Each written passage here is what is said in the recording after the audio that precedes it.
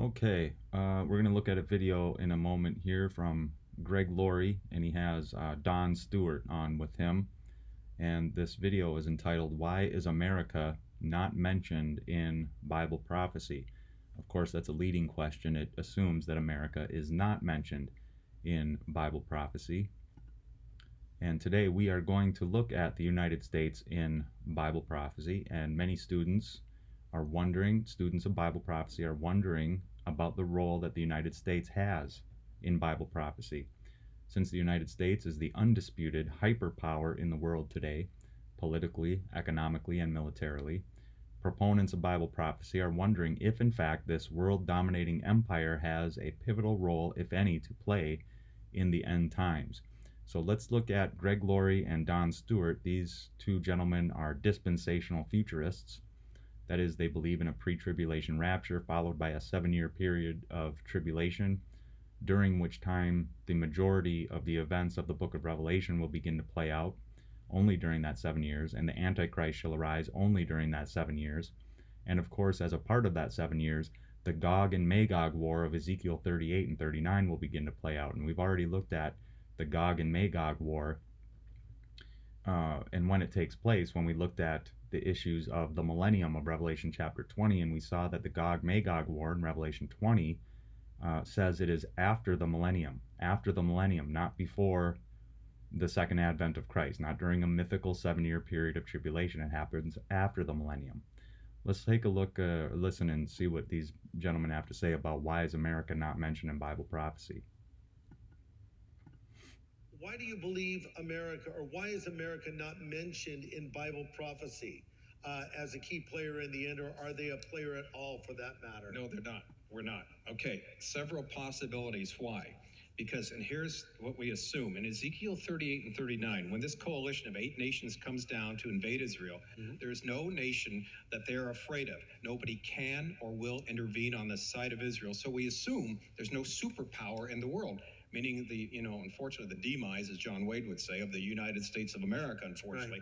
So we're not there, meaning we're not either, we don't exist, or we don't have the political will, the military, the economic. In other words, we're not a superpower anymore, and that's the sad reality of it. So we've been. All right, and you can watch the rest of that video yourselves. It's only 2 minutes and 2 minutes and 40 seconds long. Let's take a look at our prophecy sheet here. To begin a study of where the United States is in Bible prophecy, we have to again revisit Daniel chapters 2 and 7 and recognize that these are parallel prophecies. They parallel each other.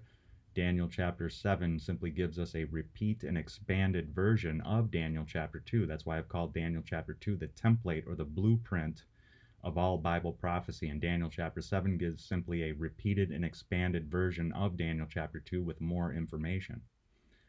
So I've made a comparison here between Daniel 2 and 7 and the information there that we want to look at. The head of gold in Daniel 2 is paralleled with the lion with eagle's wings, and this is a beast that rose up out of the sea. All 4 of these beasts that we're going to mention are beasts that rose up out of the sea, according to Daniel chapter 7. So that's important. And of course, head of gold, lion with eagle's wings, symbolized the Babylonian Empire. The chest and arms of silver, the bear raised on one side with 3 ribs in its mouth, symbolized the Medo-Persian Empire. The belly and thighs of bronze and the leopard with wings symbolized the Grecian Empire under Alexander the Great. And the 2 legs of iron and the dreadful and terrible beast symbolized the Roman Empire, 168 BC to 476 AD, the longest reigning empire of the previous 3. And then the feet and toes of iron mixed with potter's clay specifically parallels the 10 horns out of which the little horn or Antichrist came. So this is symbolized by the fall of the Roman Empire in 476 AD and the subsequent rise of Roman papal dominance. The iron mixed with potter's clay, some sort of religious aspect, as opposed to all the metals of gold, silver, bronze, and then iron. And of course, iron was a part of the Roman Empire, indicating that there would never be, of course, a revived Roman Empire that many dispensational futurists talk about, because the iron never went away. It would stay around all the way up until the second advent of Christ, symbolized in Daniel chapter 2 by the stone cut without hands, which smites the great metal man on its feet of iron and clay and topples it over. It becomes dust, and the wind takes it away, and then the stone becomes a great mountain. That symbolizes the second advent, not the first advent, as some people assert. Roman papal dominance, it's mixing with the old Roman Empire, iron, and the 10 tribes and nations of Europe from circa 538 AD to 1798 AD. Clay, of course, again representing the religious aspect of this time period. After which time the Antichrist, papacy, received a deadly wound in 1798 AD at the hands of Napoleon Bonaparte and his general Louis Alexander Berthier, when the latter, Berthier, invaded and took the Papal States and usurped Pope Pius VI in the name of the French Empire. This, in fact, was the mortal wound inflicted upon the papacy, or Antichrist. Indeed, in 1798 AD, the sea beast received its deadly wound that would eventually heal. Again, let's go over Revelation 13, verses 1 through 10, the sea beast's time span and its deadly wound. Just as a reminder, and I saw a beast rising up out of the sea, again paralleling Daniel chapter 7, where he sees 4 beasts rising up out of the sea, and each one of them symbolizes an empire, not an individual single solitary man. The beast rising up out of the sea with 10 horns and 7 heads, with 10 diadems on its horns and blasphemous names on its heads. Again, don't get too caught up in trying to recognize and figure out what the 10 horns represents or the 7 heads. We can look to these things as details of the prophecy, but what's most important is that it is a beast that rises up out of the sea. And if we've seen this type of language before, as we have in Daniel chapter 7, we should pay attention to that. This is what helps us recognize what this sea beast is. Okay? A beast is not a single solitary individual human being. A beast is an empire, a world-dominating empire. And I don't mean planetary wide. I simply mean, when I say world dominating, I mean the biggest kid on the block, okay? That nobody, the king of the hill that nobody can knock off, okay? And the beast that I saw was like a leopard. We've seen that before. That is in the Grecian Empire. Its feet were like a bear's. That is, was in the Medo-Persian Empire. And its mouth was like a lion's mouth. That was the Babylonian Empire. And to this sea beast, or Antichrist, the dragon gave his power and his throne and great authority. And we know who the dragon is. The dragon is that serpent of old called the devil and Satan. The dragon is Satan. He gives his power and his throne and great authority to the sea beast. This is the beginning of what we have called the unholy trinity in the book of Revelation, an unholy trinity. So like the Holy Trinity, the Father, the Son, and the Holy Spirit, Satan has his own unholy trinity, namely himself, the Antichrist, and that which is going to be called the false prophet. One of its heads seemed to have a mortal wound, and its mortal wound was healed. And the whole earth marveled as they followed the beast. And they worshipped the dragon, for he had given his authority to the beast. And they worshipped the beast, saying, "Who is like the beast, and who can fight against it?" And the beast was given a mouth, uttering haughty and blasphemous words, again paralleling Daniel chapter 7 in the little horn. And it was allowed to exercise authority for 42 months. There's our time prophecy right there. 42 months equals 1260 days. Using the day equals year principle, we say that this 42 months represents 1260 literal years. It opened its mouth to utter blasphemies against God, blaspheming his name and his dwelling, that is, those who dwell in heaven. Also, it was allowed to make war on the saints and to conquer them. And authority was given it over every tribe and people and language and nation. And all who dwell on the earth will worship it. Everyone whose name has not been written before the foundation of the world in the book of life of the Lamb who was slain. If anyone has an ear, let him hear. If anyone is to be taken captive, to captivity he goes. If anyone is to be slain with the sword he must be slain. Here's a call for the endurance and faith of the saints. Okay, so we have actually in Revelation 13, that's Revelation 13, 1 through 10. I'm quoting from the ESV here too. We have a sea beast in Revelation 13, 1 through 10. But now we have another beast in Revelation 13, 11 through 17. Another beast. Before we get there, a proper understanding of the identity of the Antichrist is imperative in understanding Bible prophecy correctly. Once again, historicists utilize the day equals year principle in interpreting Bible prophecy. In Revelation 13, verse 5, referring to the sea beast, it's 42 months, which is the same as 1260 days, which is the same as the times, and half a time prophecy of the little horn in Daniel chapter 7, representing 1260 literal years. This is why both preterists and futurists have to abandon the day equals year principle. They do. They have to abandon it to hold to their own eschatological views, their views of Bible prophecy. Preterists and futurists are both wrong. The sea beast is the same entity as the little horn, which is said to continue for a time times half a time, 1260 literal years. It is also the same entity as the man of sin or man of lawlessness, son of destruction or son of perdition in 2 Thessalonians chapter 2, verses 1 through 8. And it is also the same entity as the scarlet harlot of Revelation 17. Now the earth beast of Revelation 13, 11 through 17. All the beasts that we have seen before this one came up and arose out of the sea. This is the only beast that arises out of the earth in Bible prophecy. Okay, so there's something unique about this beast. Verse 11, then I saw of Revelation 13 again. I saw another beast rising out of the earth. It had 2 horns like a lamb, and it spoke like a dragon. It exercises all authority of the first beast, that is the sea beast, in its presence, and makes the earth and its inhabitants worship the first beast, whose mortal wound was healed. So again, the idea of the mortal wound seems to play an important role regarding this other beast, this earth beast. Okay? It performs great signs, even making fire come down from heaven to earth in front of people.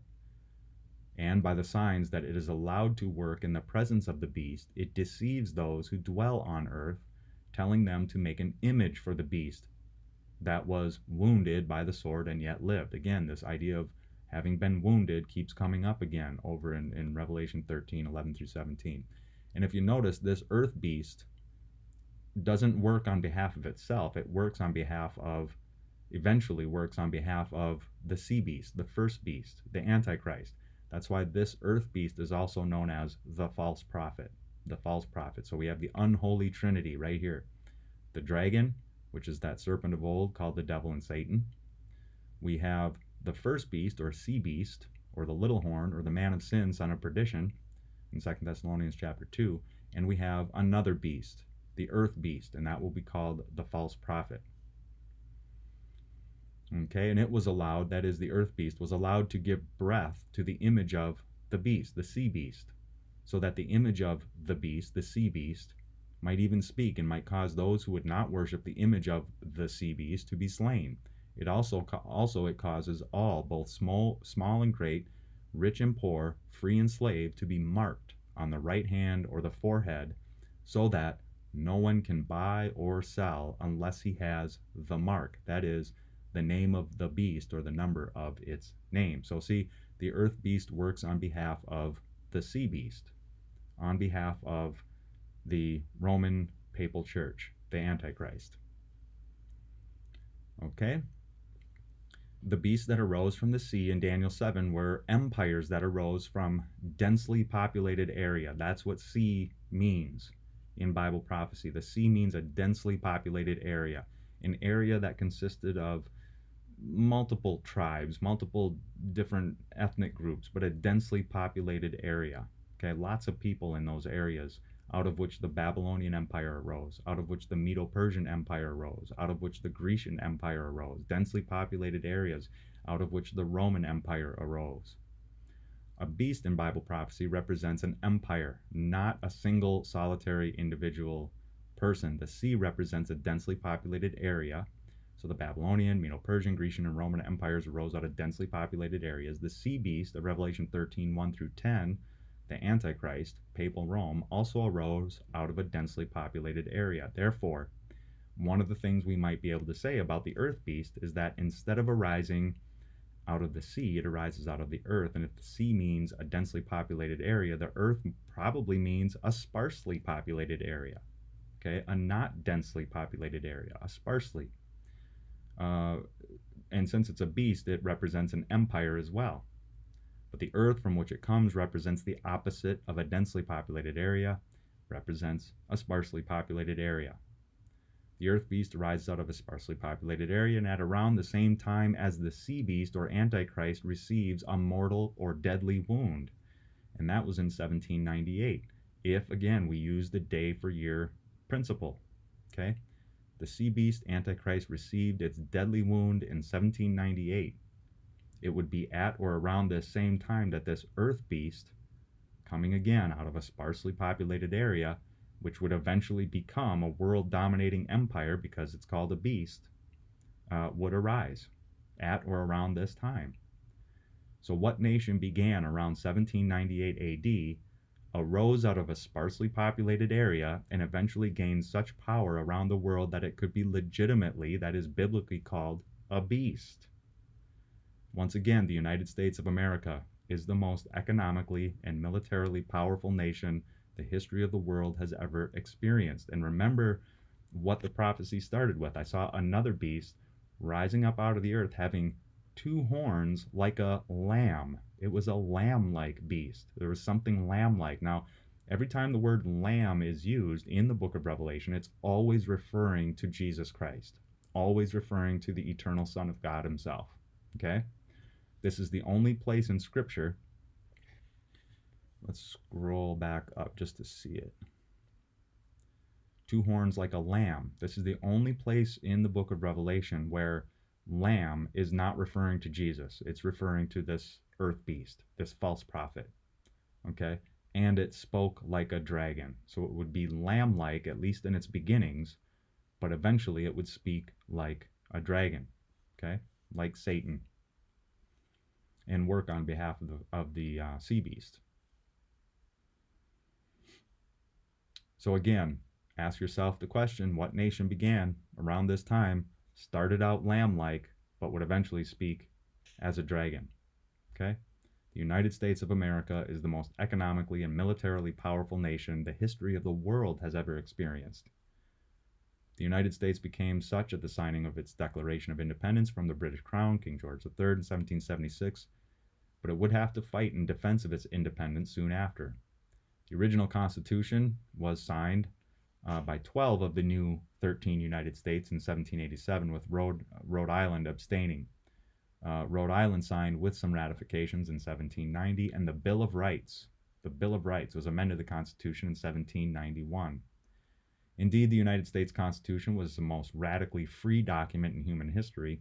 It established the powers of the federal government while at the same time, and more importantly, limiting the scope of the new federal government and declaring the rights that all American citizens have, not because they were written in the Constitution as if the federal government actually had the power to grant its people these rights, but rather because the people possess these rights as creatures of God.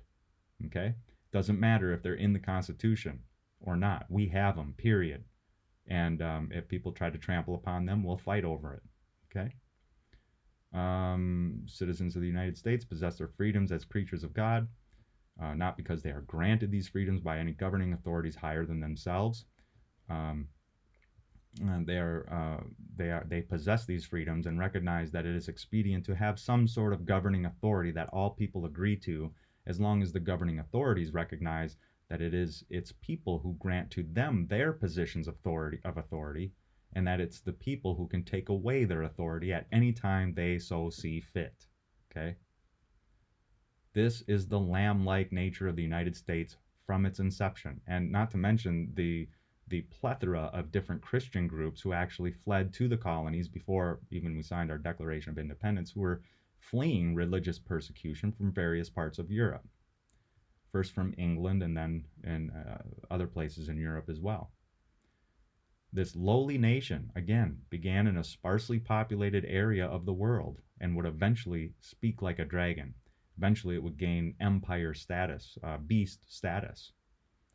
But it would eventually betray the very principles on which it was created. It would act ultimately on behalf of the Antichrist, the sea beast whose mortal wound was healed.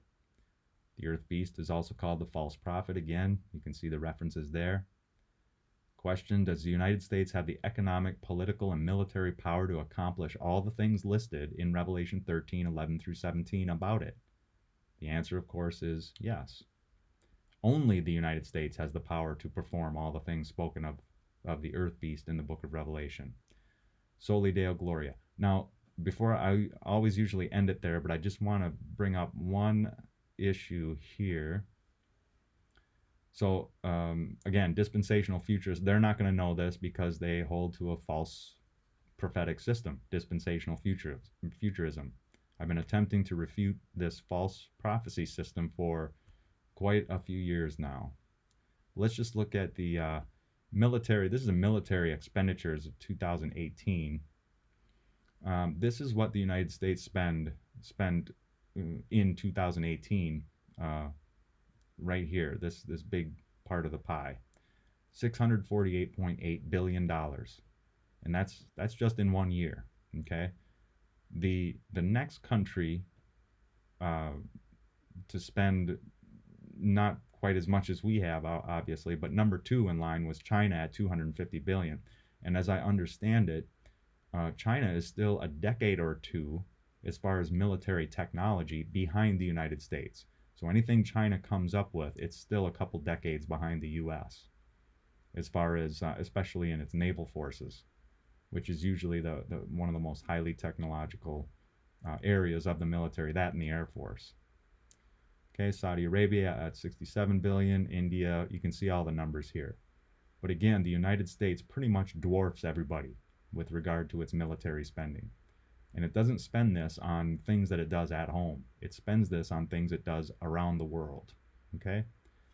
So again, is this any reason to hate on America or anything like? No, it's not. It's just simply being watchers on the wall. Okay? That's what we are called to be as students of Scripture, as students especially of Bible prophecy. We are called to be watchers on the wall, and we are to warn other people. You know, that's one of the reasons I do these silly YouTube videos, is because, and why I wear sunglasses. I don't even have a camera. I'm just using QuickTime Player, and I have a halfway decent microphone. It's Yeti Blue, and it's actually blue, but it costs like $130. So I figured I'd hook it up and see how it works. But again, watchers on the wall don't need all the technology and whatnot. It's nice to have, but I don't have it, and I think I can do these videos just as well without it. So post your comments down below. This is huge. This is big, but it requires, if you want to understand where the United States is in Bible prophecy, it requires an historicist interpretation of Bible prophecy, as we've been going through. Again, post comments down below. Let me know what you're thinking. We'll talk to you soon. Soli Deo Gloria.